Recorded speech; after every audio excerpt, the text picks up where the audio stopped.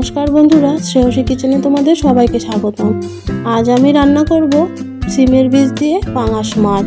তার জন্য আমার লাগবে সিমের বীজ, পেঁয়াজ কুচি, রসুন কুচি, লঙ্কা বাটা, ধনে পাতা, চই, সরিষার তেল, হলুদ গুঁড়ো, লঙ্কা গুঁড়ো, লবণ।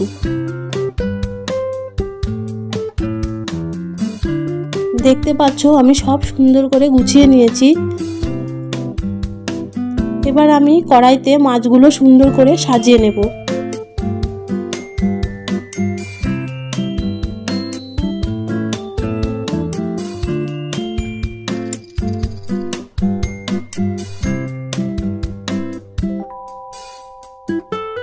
এবার আমি যে উপকরণগুলো রেডি করে রেখেছি সব একে একে দিয়ে দেব।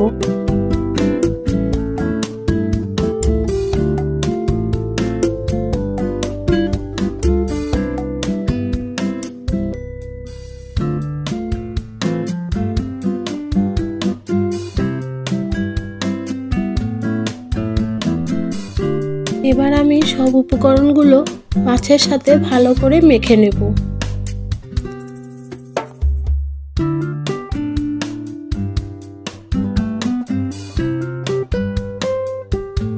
মাখা হয়ে গেছে, এবার পরিমাণ মতো জল দিয়ে দেব।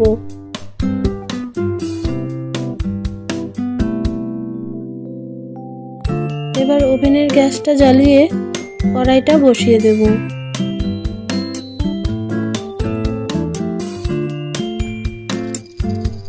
দেখো ঝোলটা ফুটে উঠেছে। এভাবে 20 মিনিটের মতো রান্না করে নেব।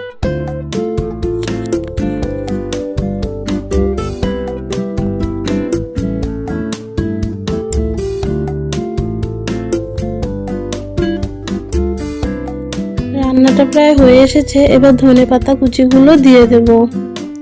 তৈরি হয়ে গেল আমাদের সিমের বীজ দিয়ে পাঙাশ মাছের রেসিপিটা।